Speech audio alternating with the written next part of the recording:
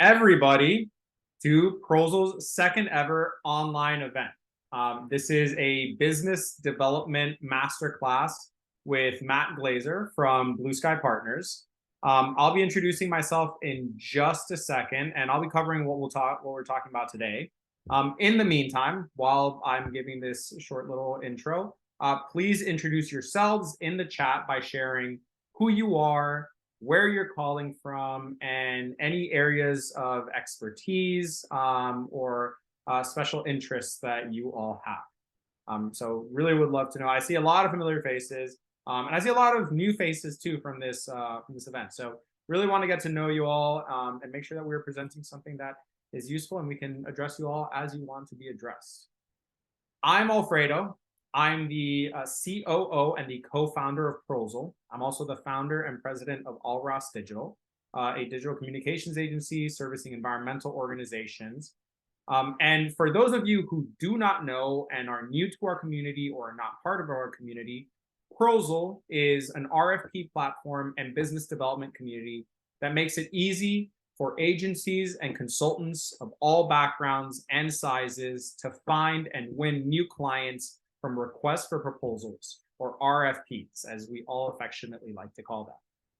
Unlike legacy aggregators and the new referral platforms that can take up to 20% in project fees, Prosal is the only platform that vets and shares high-quality RFPs and provides you with the resources and the educational opportunities like this event to win those RFPs. Now, in launching Prosal and getting to know a lot of you and speaking to a lot of the folks on this call, one thing has stood out that won't come as a surprise to anybody. RFPs are tough. They can be really tough to respond to and even more difficult to get a return on, whether that return is a hard win or a soft one like an interview, feedback, or a new connection. I get it. I have felt this when I was applying to my first few RFPs, and even after winning several of them, it still felt pretty intimidating to apply, follow up, and ask for the feedback, even if I didn't get the response that I wanted. So because of the requests that we've heard from all of you, and to improve your ability to compete for RFPs, this event is a direct response to that. Today, we are joined by the amazing Matt Glazer, like I mentioned, who is the Chief Growth Officer and co-founder, I'm getting those titles right, of Blue Sky Partners. Yeah. Matt is here today to share a case study detailing how Blue Sky Partners utilizes tools like ClickUp and Notion and ClickUp and HubSpot. So I keep coming back to Notion, and how they've used specific internal processes like no-gos on RFPs, interventions and testing, and feedback loops so that they can enhance their win rates. Matt has been part of Prosal since late last year. He has been an incredible guide, friend, partner, so many things. And he is just incredibly active in the Austin community. I have seen him participate in so many events and be so gracious with his time. We're going to be dropping his contact information later in the chat because he's just a wonderful human being, and I'm sure he's going to be willing to talk to each and every one of you. But I want everyone here to pay attention to Matt, so I'm going to be leaving those links until at the end of the presentation. And I'm going to turn it over to Matt. So Matt, if you'd like to take it away. Yeah, thank you so much. Hard to really say anything about those things. As Tim Seaton, my business partner and friend, can say or share in the chat probably, I do really, really, really well with compliments. So I'm just going to go directly into the work. I'm also just going to be a little transparent for everybody. I'm a little under the weather today, so if I pause or if I call Alfredo in for a little bit of support, just know what that is about. With that being said, Nick, I can see you. Can I get a thumbs up? Can you see my screen? Cool. Okay. So we're going to just talk a little bit about how we optimize our RFP strategy and our business development process through RFPs today. Feel free, we're going to have time for questions at the end, but if I say something that's like jargon or new to you in some way, feel free to throw in chat or just come off mute and ask a question. Nick, Tim, Alfredo, can you all just kind of keep your eye on the chat for me too, just so that way? Okay, cool. So let's start with a little bit about Blue Sky Partners, because I think it's important for you to know who we are and why we decided to start using Prosal and RFPs as a big anchor for the work that we're doing. So the long of it is that we are a national consulting firm based here in Austin, Texas. I'm currently residing in Austin. And our real focus is that we help leaders and teams set clear goals, develop sustainable systems, and establish healthy expectations. There's a lot more on here about like what we do and how we've done it, but the long and short of it is that our vision is simply we help individuals and organizations do good work for a long time. And the way we do that, our mission, is that we think about this as like setting clear goals, developing sustainable systems, and thinking about establishing healthy expectations. And those are the three levers that we're constantly thinking about. And we really do lean into those values and those ethos pieces too, because I don't know about y'all, but I have been burned out before. I've been an inaugural ED before and a turnaround ED. I'm currently sitting as an interim ED at a local organization here in Austin. And like this is the kind of work that if you don't think about those healthy expectations, that it's really easy to accidentally move into this rise and grind, like burnout culture. And so we try really hard to not do that. We built our team around this kind of this vision about helping individuals and organizations do good work for a long time. And we're really excited that over the past like 6-7 years, we've gone from just the 3 founders to now a full-time team of 5 and a part-time team that brings us up to a total headcount of 7. So a lot of the things we're talking about today do kind of have different people touching it throughout the process, and I'll try to be clear about that too.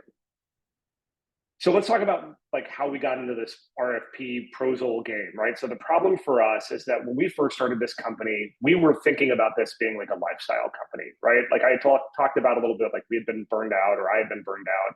And really we wanted Blue Sky Partners to be, how do we make the maximum amount of money to live off of for the fewest amount of hours?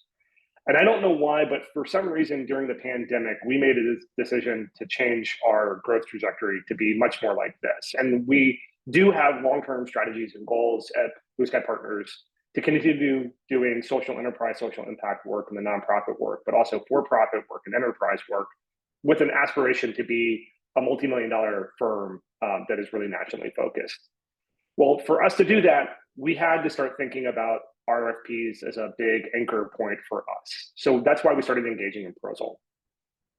Before we even heard about this product, this service, and this community, we started talking about how our goals for 2023 were going to be to expand into new cities and states with an ambitious goal of being in 3 new regions and territories, increase a base of social impact and government consulting to at least $250,000 a year, and with a really maintained budget around that.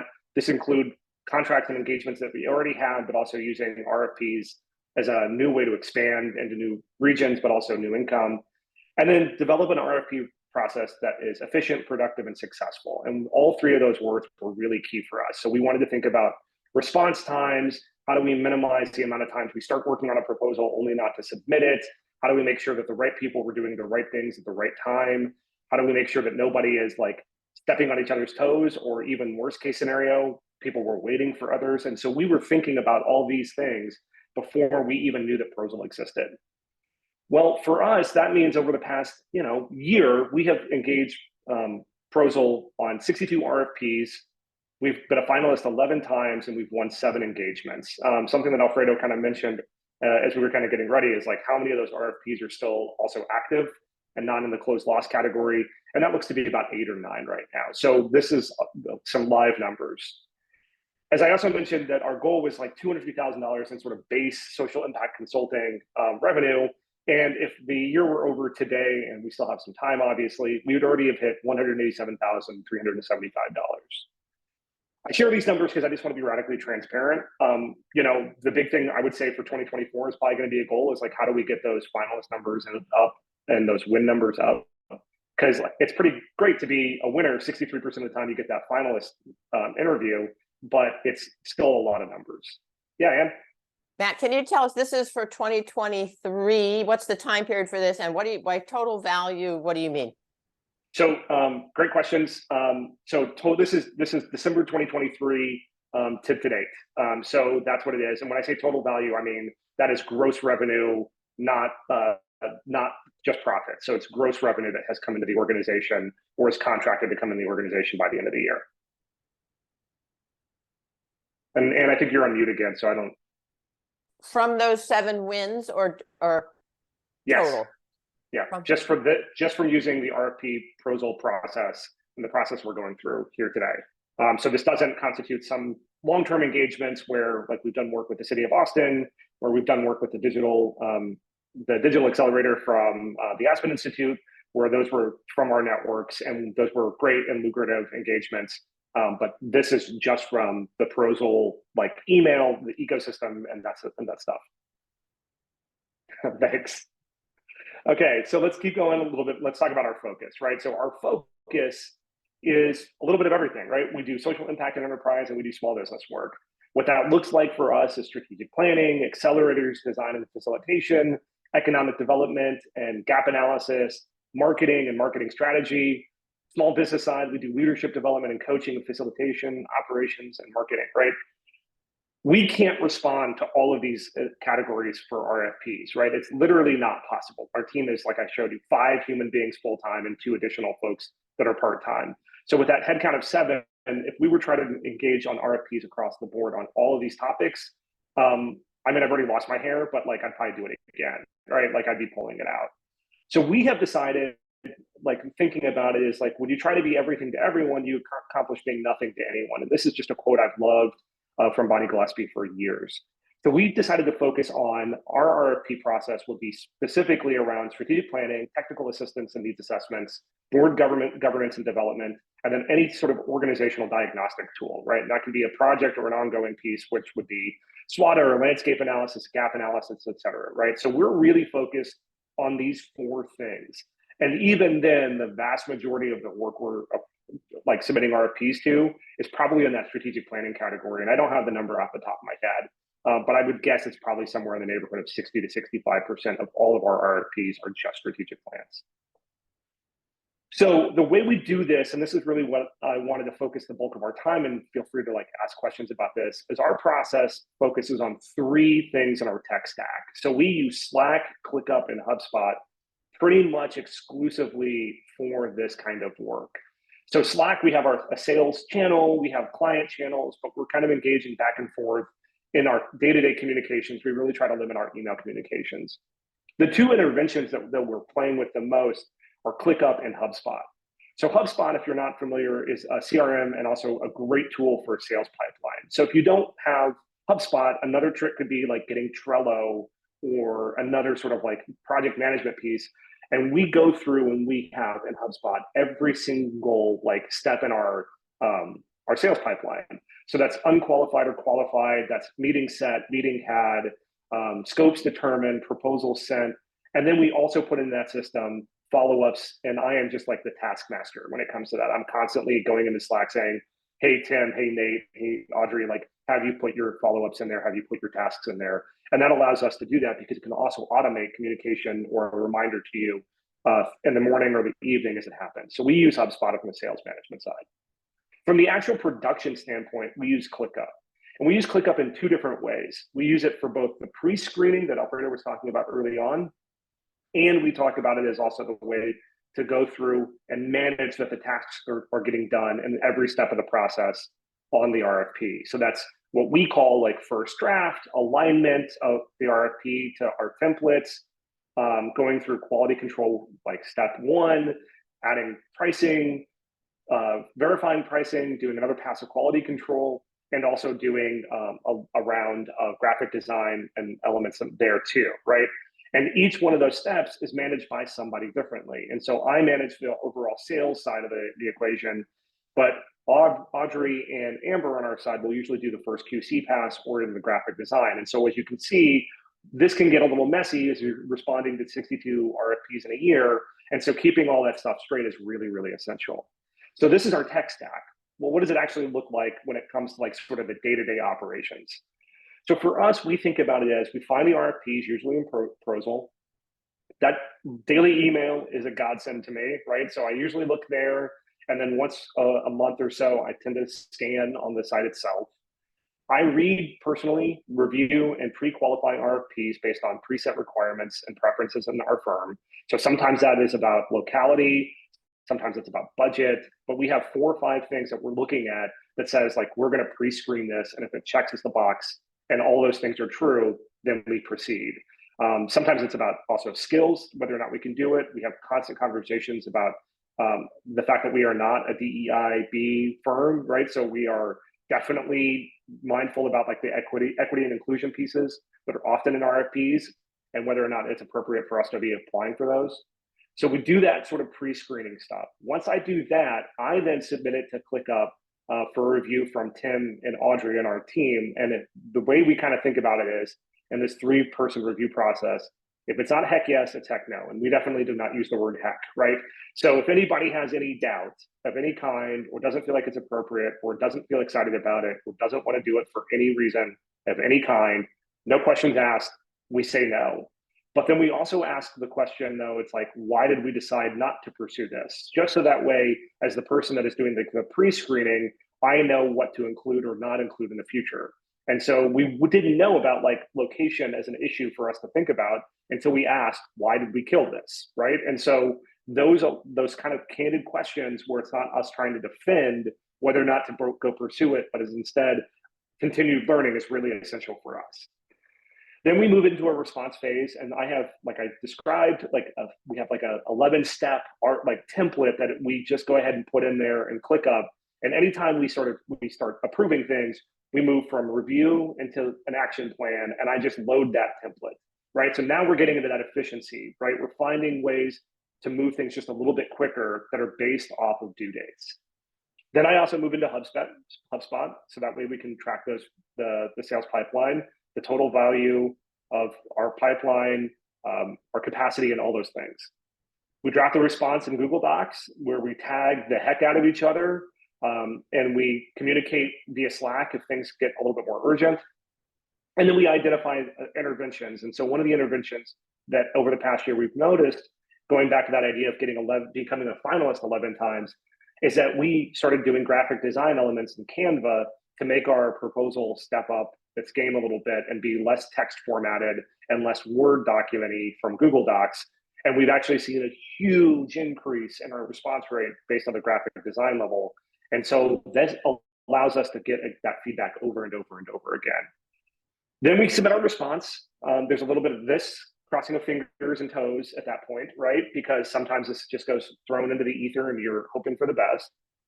And then when we finally get a yes or a no, regardless of whichever one it is, we ask for feedback, right? So if it's a yes, we have an intake survey process that all of our clients go through where they talk about the point of contact, why they chose us, all those things. If it's no, we actually did one of these conversations ourselves where Alfredo gave a really great piece of feedback, and it was what made the winning proposal stand out. And so we started using that line, and that's allowed us to go through those pre-qualifying questions that are at the very top of this, because the vast majority of the time, and again, I don't have the numbers in front of me, we were not selected because of one or two things. The number one driver has been location. We're not local, and therefore we didn't get an interview. And the other was like that we didn't have a very specific set of skills that were listed in the RFP process, and we've been getting that feedback over and over again. And so if you know that, then all of a sudden you can go make those changes at the beginning as you're pre-qualifying it, and you can make the decision, hey, we want to take this risk anyway, or look, this is like a really small RFP for the size of our company or for the capacity we're at. It's in Long Beach or it's in Portland, Maine, and we're based out of Austin.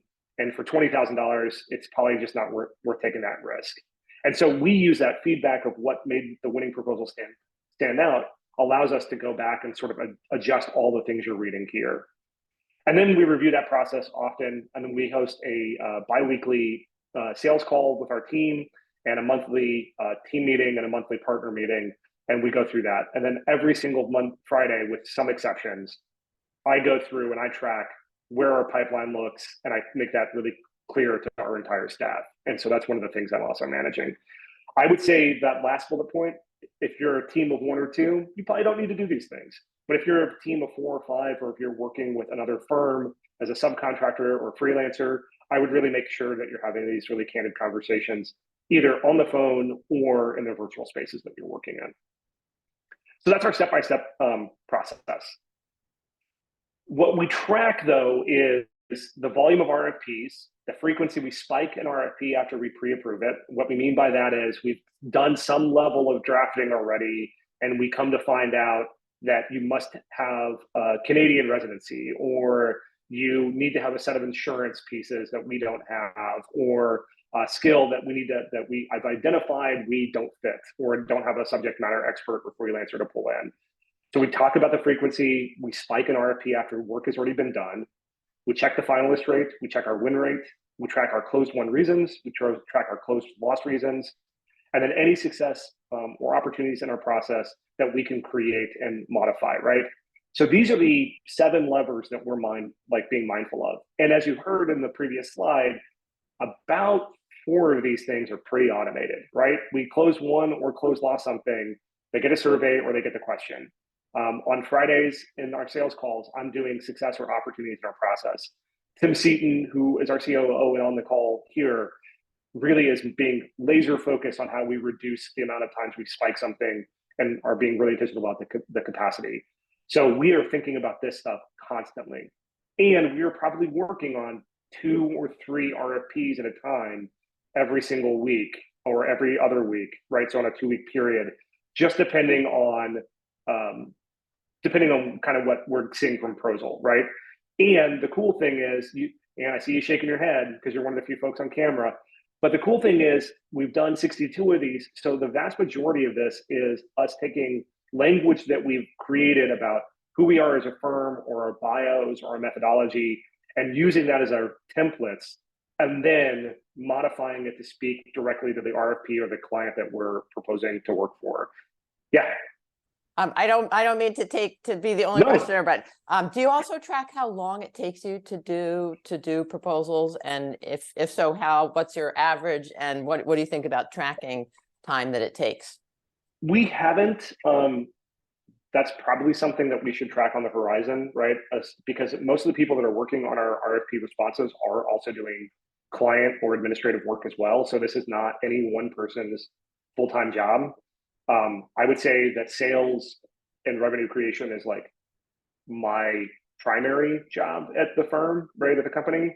But I still do client work and I still do other things. So we probably should be tracking this.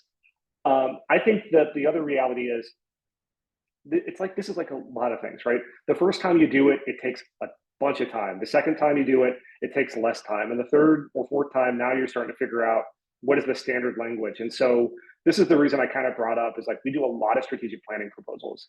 I would say 70% of the content now is the same content, right? And it's the last 30% is us getting really, really specific and tailored to either the client needs, the organizational information that we can develop from like their website or research, or just understanding that we've got closed won reasons and closed loss reasons. So we need to like modify things. Like, so there's a document that I love to do in strategic plans called the things report, where we do surveys and focus groups and all this.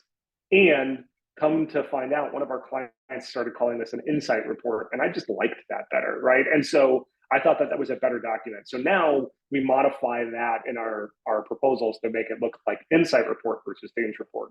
But once you do it that one time, that efficiency then pulls into the others, right? And so I know you asked the question about like time. We don't really track it, but I would say if this is a process that y'all are going to go through as an organization or an individual, give yourself like months to reap the benefit of the efficiency. Okay, so we are in the Q&A section.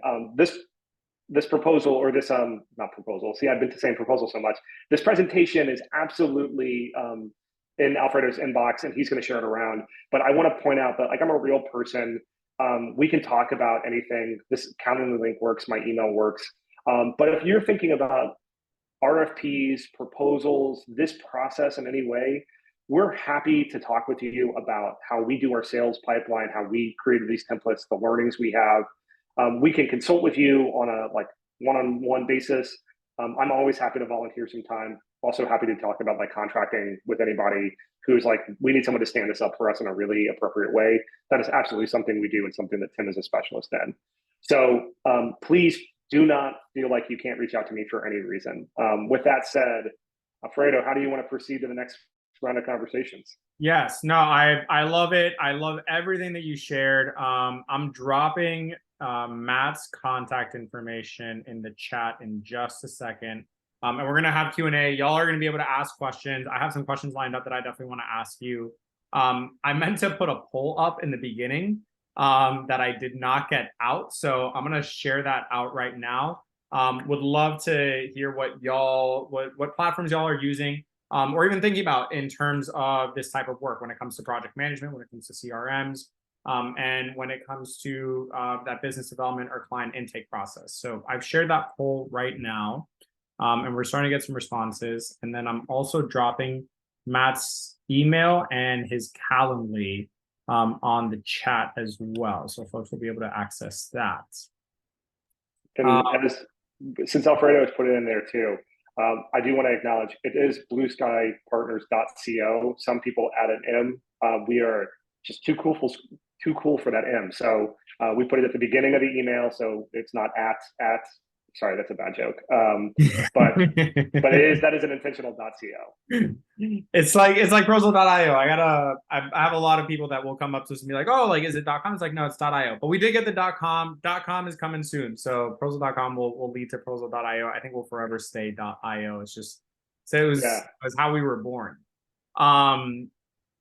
Still see some folks taking that survey. So while folks are taking that survey and getting their questions ready, Matt, I have a few questions for you, because we've been talking about your process for a while, and I've gotten to know it pretty intimately. And so I definitely I think it's really wonderful that you have this process that works for you and is also continuously changing. It's not a static process. It's something that you're constantly iterating on.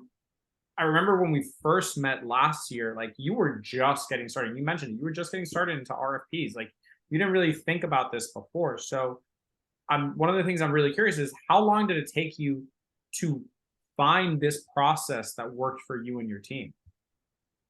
Yeah, I think it's a really great question. And let me just be that guy, right? It's like, I don't know that it works for me and our team, right? Like, that's why we keep coming back to it and keep revising it, because I think there's always opportunities to be more efficient and really create like some of the efficiencies I was talking about. He's on this call, so I keep talking about him, but really Tim Seaton is like the mastermind of all this. And now I can see his screen coming up. So he's constantly the one pushing us to like think about these things, right? So like those pre-screening questions were all out of his brain, right? And so at first it was a lot of like, I think we should write this, and it was me writing them by myself, and having Tim kind of review like the terms or the dollar amount and the budget. But it was a lot of me. And if you know me at all, like, I'm not really so good with the spelling and grammar. Like, that's just not the way my brain works. And so I would say early on, it was like really surprising that we won any of these things, right? And so, because you read some of those older proposals and RFP responses, and you're just like, wow, I am kind of embarrassed by this. And so I would say the very first step is just like get in there and like get the practice of it. We started, I think we started in like November or December of last year is when we started using the RFPs as an anchor part of it.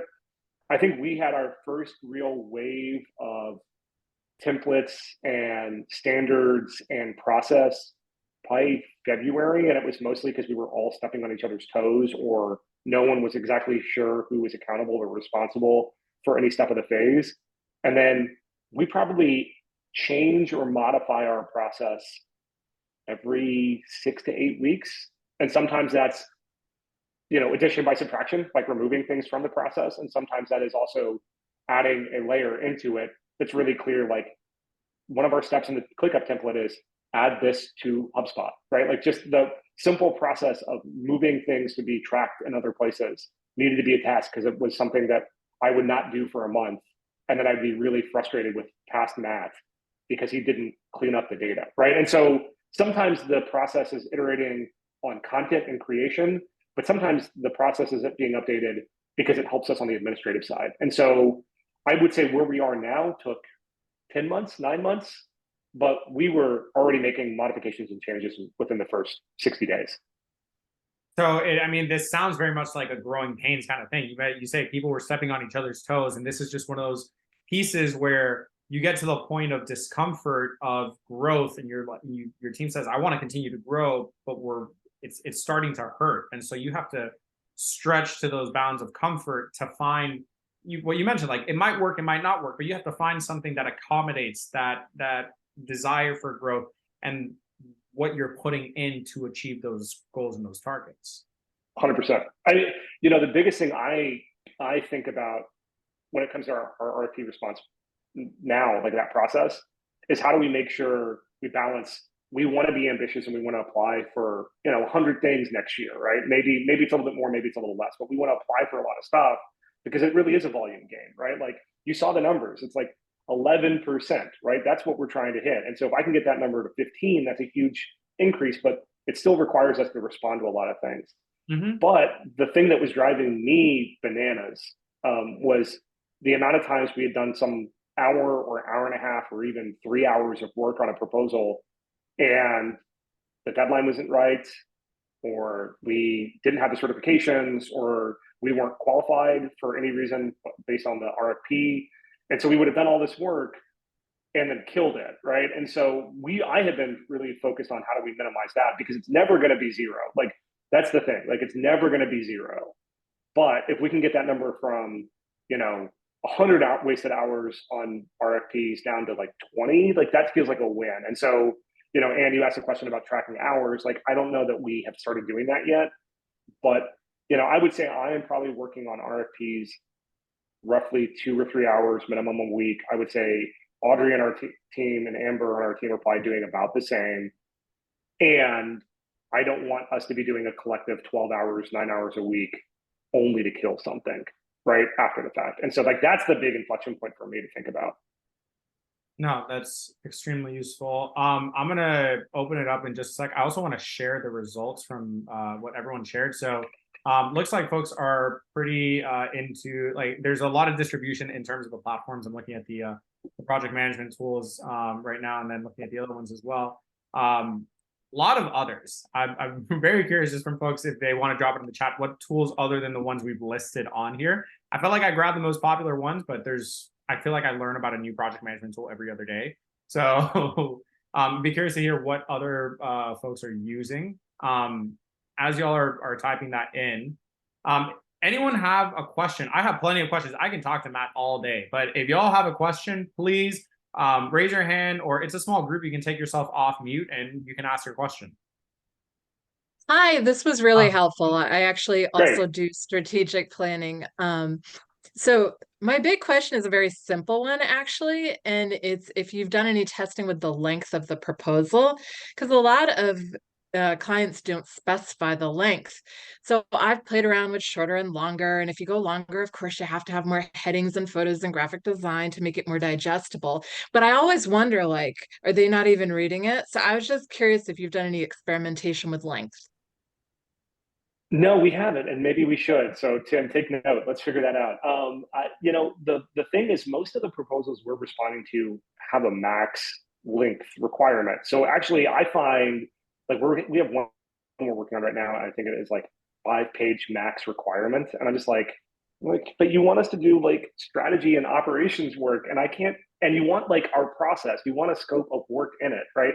So our scope is just, if we're talking about step by step, phase by phase, we're pretty detailed, right? And we want people to know what our benchmarks and timetables look like and how long it takes and what are the deliverables of that and how those deliverables sync to like your key objectives, right? So it's like 3 pages right there. And so if you want, like, I swear that this proposal, I was looking at it, is put a scope of work, make sure that there's a CV or resume of everybody working, talk about like what the project is, and identify that you have like a deep understanding of our pain point, and do it in 5 pages. Well, I'm 42 years old. I've had a career in politics, a career in nonprofit management. I do this and I teach, right? So my CV, my resume is 5 pages. Like, I'm not trying to say like I'm like a big deal. It's just, I've done some things, right? And so like my resume by itself is the length requirement of this thing. And so like, that's where we actually get into than most issues. I feel pretty confident, that people are reading these things when they get them. So I tend to be more like, how do you make the specific connections jump out? And I think if you're using graphic design or bolding things in text or whatever, is really helpful. But I've always erred on the side of over communicating than under communicating. And Duranda, I hope I'm saying your name correctly. It is a lot like grant writing. I saw your comment, and it really does. It feels a lot like grant writing, which is why I think we were so comfortable in moving into the RFP space. I feel like I've heard a lot of people that make that transition into either or strategic planning or grant writing. I think there's a lot of linkages in those. This is a little out of the topic, but I feel I see a lot of those linkages in the work and the consultants that are kind of offering both services or wanting to go from one to the other. Yeah. Hi, Matt. Any other question? I think someone just took themselves off mute. Yes, I am actually looking to learn a little bit more about HubSpot. So you mentioned that you've implemented this process using HubSpot, right? I'm just curious to know what specific elements of HubSpot are you using, because HubSpot is pretty modular in nature. Like it has got a marketing suite, a sales suite, a CRM, and a customer service suite. And there are different prices. And if you go for the professional version, it gets pretty expensive. So I'm just wondering, did you pick and choose specific modules to make sure that you were able to fit that into your process? So let me first acknowledge that we have some sweetheart deal that we got legacied into, right? So we don't pay anything for HubSpot. I don't know how that happened. And if they watch this, or if any of y'all work at HubSpot, please don't be punitive. But we use the sales modules, the CRM, client management, tracking, communications piece, but we do not use the marketing or any of these other modules. That's why I think the reality is you can get away with, I think, if you know HubSpot, but if you want to do a different way of managing a sales pipeline, which is how we use HubSpot, is I think you can use like Trello or Asana or any of those more like graphic-based project management tools. Because really the big takeaway I would say for HubSpot, or like the way I would advocate for using it, is two things. One, having a really clear sales pipeline, which is something that Blue Sky can help you with if you're interested, but like knowing what the phases are, what the likelihood is of a win in each one of those phases, right? So that's data that you should track. Because if someone is like, you've had a meeting, or you've done an interview, or you've submitted a proposal, like what is the actual win chance that that's going to happen? And that's important because if you are going to be doing a volume game, which I also encourage, right? And if you get to a spot where you're tracking that you've done 100 proposals and only 4 of them or 1 of them has won, then to me, that's a question of you should be making an intervention at some point, right? So to what Elizabeth was talking about, do you make it longer or shorter? We added graphic design as a major intervention, right? So you need to have those things. And so I think HubSpot is really powerful there. You can do that in Trello, right? The other thing that I would recommend is just using a tool. Again, we use this for HubSpot where you can assign tasks that's not just on your calendar that it'll push. And so that way, if they say something in the proposal, they're usually very, very, very clear, right? They're like, you will hear from us by October 9th. Cool. Well, if you don't hear from somebody on October 9th, you should probably get a notification that says on October 10th, reach out, right? And so sometimes I have been told that just the fact that we stayed on top of it was a really good signal for us, because everybody's like, oh yeah, you're good at project management. I know that because you communicated with us, right? And so that's why we use HubSpot. Doesn't have to be HubSpot. I think there's a lot of different ways, but we use the sales function and we use the Civic CRM. Awesome. Thank you. Of course. Hey, I had a quick question, Matt, for you actually. It sort of sparked when someone asked, I can't remember who it was, it might have been you, is someone even reading my proposal? I was wondering, is anybody here, and feel free to drop it in chat, experimented with a link opening tracking for emails, or sending a PDF as a doc send, for example, to see how long they've read through it, or does that feel like a risk? No, I mean, I think that's great. I haven't even thought about that one. So that's another thing we should play with, right? No, I think it's a great idea. I teach too at Trinity University, the School of Entrepreneurship, right?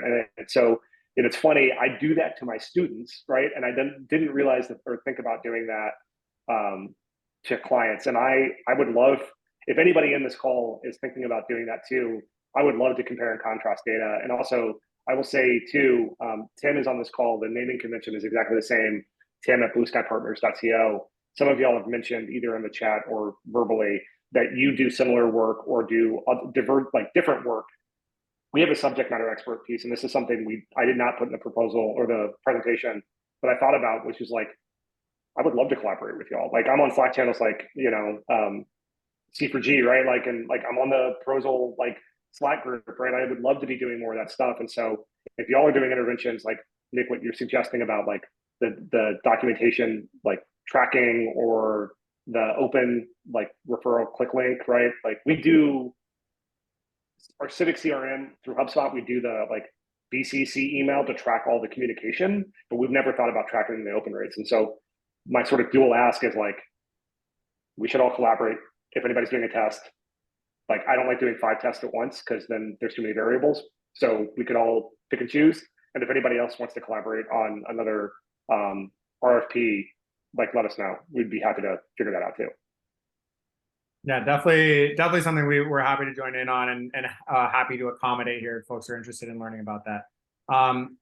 Olanike, am I saying that right? Yes. Hi. Thank Hi. you. Thank you for this, to the Prosal team and Matt.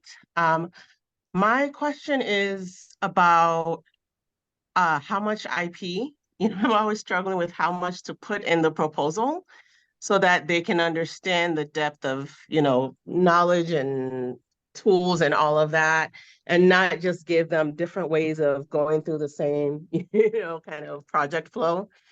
And that's actually not my question. It's about that. My actual question is, if you have done anything like having some sort of NDA type language. It does not necessarily a full-blown NDA, even though that happens in bigger projects and corporate and government projects. I think their NDA signed before any information is shared. But like in this scenario where, I'm a solopreneur, I'm submitting a 8-page RFP to some nonprofit organization or mid-size whatever company.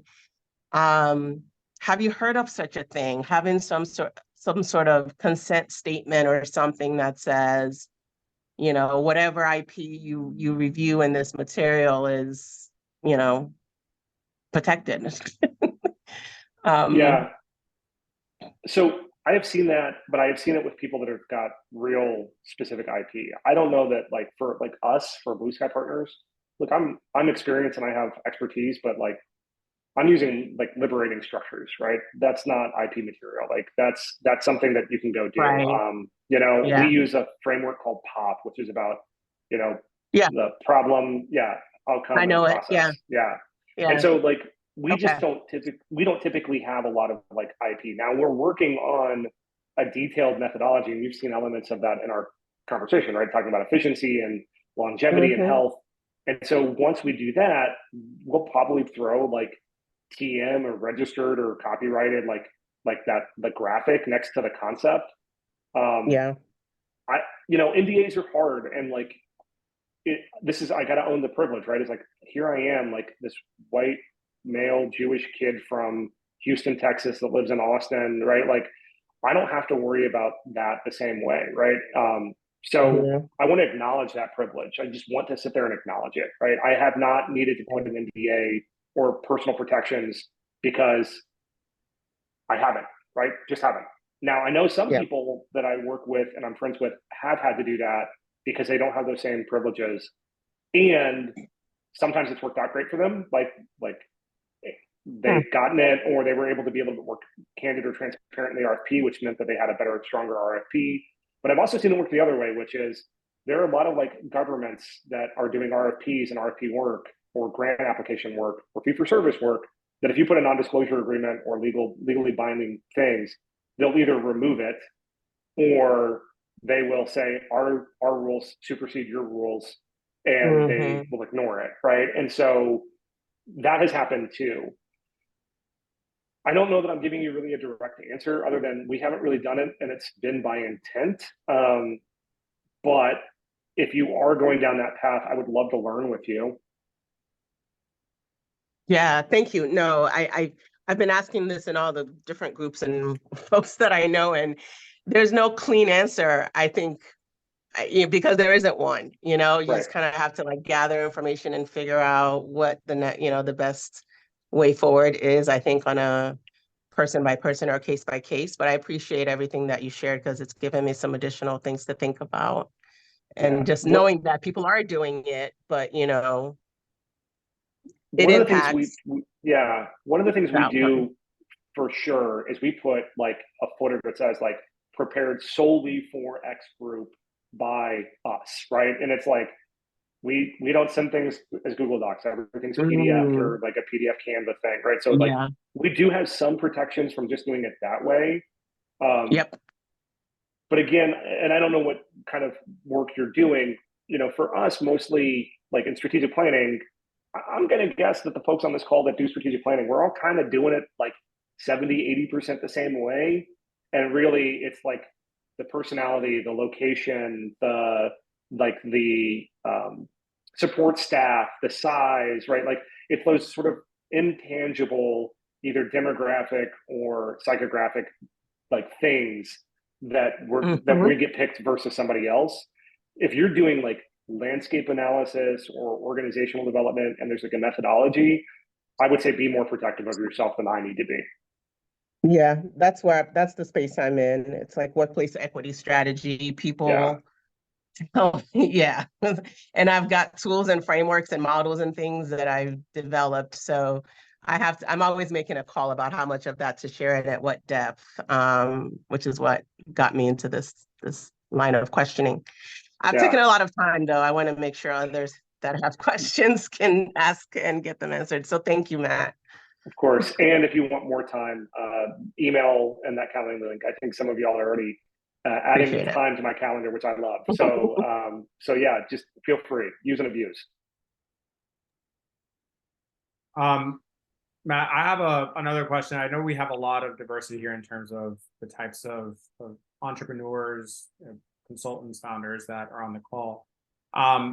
You mentioned early on that it was you've grown, like the firm has grown, and so for a small firm like yours, it sounds like everyone is involved in business development in some way. And I think that rings true for a lot of other people, especially when it's just them running their own shop. I think, and I've heard from a lot of people that it's easy to get into the style and the routine and the approach of founder-driven sales. I helped build this. I know how to sell this thing. I can do this better than almost anybody. What was the experience like getting your first non-founder person at the firm working on business development? Ooh, I mean, it was glorious. It was just the great. I'm going to take it one step further. So relatively recently, I went on vacation, and I don't go on vacation well. Like I still like to work while I'm on vacation. That's kind of my work-life rhythm. But no, this past summer, I legit went on vacation, and Audrey finding a proposal or an RFP in Prosal, like found it, identified it, shopped it through our process with Tim, used the templates, responded to it, submitted it, interviewed for it, and won it without me in any way, shape, or form. And so, like that is, I'm getting goosebumps. Like I had the hair on my back just like picked up with that story. I mean, it's great, and like now she's running the client, right? So like, I think that's to me the win, right? It's like I think we even sent it back to you. It's like Santa Fe Youth Services is the engagement, and we're not done with them yet. We're just really getting going. And it's a small strategic plan, and it's like she's incredible, she's brilliant. Amber on our team is incredible and brilliant. We're really fortunate, and it was almost easier for me to let go of like the sales cycle stuff than it has been the client services side of the equation, and that's actually been the harder piece, and I'm still learning to let go of those. But I don't really remember the very first time we hired somebody and they got an unqualified or qualified lead and then shepherded it through, because like to me that's just like cost of doing business, right? Like when you're $1 million, like under $1 million and 5 people, like that's everybody, it's all hands on deck all the time, right? But like the first time that I'm always going to remember like Santa Fe Youth Services, like, because it tested our process and I didn't have to do anything. It was huge. It was great. That's wonderful. And it means that you were questioning earlier, does this process work for you? I think it very much does. The fact that you didn't have to be involved and right. were on vacation and she could lead this whole process with the team. I think that's wonderful. Yep. I think that's the verifier or the check on, does this work or not? I think that's right. And the other part of that equation, which is I bragged about Audrey, now I'm going to brag about Amber, mostly because neither one of them are here and they can't stop me. But Amber has been the person that added the idea about like graphic design and using Canva and thinking about the standardized way of doing that. Right? It's like here we have is like an administrative staffer who does touch our proposal process, and she is like learning with our CEO and co-founder Nate about marketing and graphic design and like the elements in our standards, and is like pushing it to be like really detailed. And so we just applied for an RFP with like a group that has an environmental or conservation focus, and she made it beautiful. The only thing I hated about it was that I have a real big fear of snakes, and she used a photo of a snake in somewhere and it didn't warn me. And so like on page 5, I had to like just rapidly go through it because I couldn't look at the page. But other than that, like, I think we're really open that anybody can have a good idea and that there is just like no sacred cows in the process. And, that's the thing that I think the process itself and like the steps I was showing y'all, the thing I really enjoy is that any person can have a good idea. And sometimes that good idea is addition by subtraction. So that's the other thing is I think it's real easy for a bunch of performing individuals to say, well, I have a 13-step process, and to make that better, I need to make it a 15-step process. The reality is you might also need to have a 10-step process, right? And so like that's the other thing.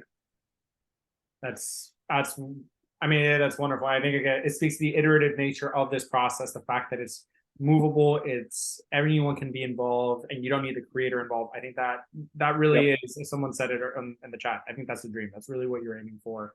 Matt, I know we're close to time. I want to just leave anyone else that wants to ask a question before I start closing up. I know this has been a really awesome conversation, and I don't want to be the one to have the last word in this Q&A.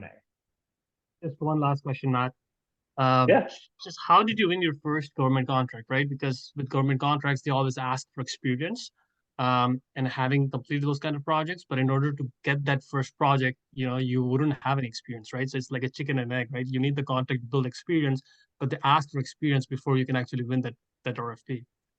Yeah, yes, you're right. And I'm very lucky, right? The very first government contract I got was because I was the executive director of a regional chamber of commerce. And I had a contract, or that part of the funding mechanism for us was the city of Austin. So the very first engagement I ever got was because I already had built trust and relationships with city council members and departments. I think somebody just threw this in the chat. I would say the thing we're struggling with now is getting like those big state contracts, those big, like sometimes you'll see them in Prosal that are like $1 million. I would love to land one of those. I think the reality is we're going to have to be a subcontractor or a sub vendor to get something with like the National Health Institute or the state of California, right? I think that's the way we're thinking about it. We're also talking with, there are 2 really great resources through Prosal where people will help you write RFPs for kind of a cut, right? And so we're also trying to find that first opportunity on somebody who's a little bit more experienced with those kind of RFP responses. And can we find a 1.5 or $2 million one where we give 10% to somebody else, because that would still be existential, game-changing amounts of money for us, right? And so I would say it's just networking. And if you can, like, sometimes it's just dumb luck, like with me in the chamber. Sometimes it is about being a subcontractor to somebody else. And then sometimes it's just asking for help from somebody who's got more experience and knows how to write those things. So those are the 3 suggestions I would make. Wonderful. Matt, thank you so much. Like, just thank you for being so gracious with your time, for sharing all of this information. I'm seeing a lot of smiling faces. I see a lot of engagement here. So I think you really just blew it out of the park. Like this was absolutely wonderful. Thank you to everyone else for joining this conversation. I'm sharing a link in the chat for some feedback. Matt and I are always trying to improve. If this conversation doesn't show it, we like to iterate, we like to learn. So any feedback that y'all can offer on this presentation would be absolutely marvelous. One quick announcement as y'all are looking at that is that if you sign up for Prosal Premium today, you are going to be invited to a complimentary business development strategy session, an onboarding call with myself. This is a limited time offer. We are not going to be doing this for much longer. So don't wait to upgrade and make sure to book your call. Please take that survey. We're going to be having more events. We're having an event in 2 weeks that we'll be following up with. That is a proposal writing workshop. It builds right off of this work. And we're going to be having much more events. We're going to be sending an email with the recording, with the slides, a lot of the resources that Matt mentioned, including the feedback email that he's been using about C4G. He mentioned Consultants for Good, some resources around tracking links, and as well as any other resources that we've mentioned on this call. I think someone else said it on the chat, don't be strangers, reach out. We have open door policies, all of us. You can email Matt, you can email myself. Nick, our CEO, is also on the chat. Niall, our CTO, is also in the chat.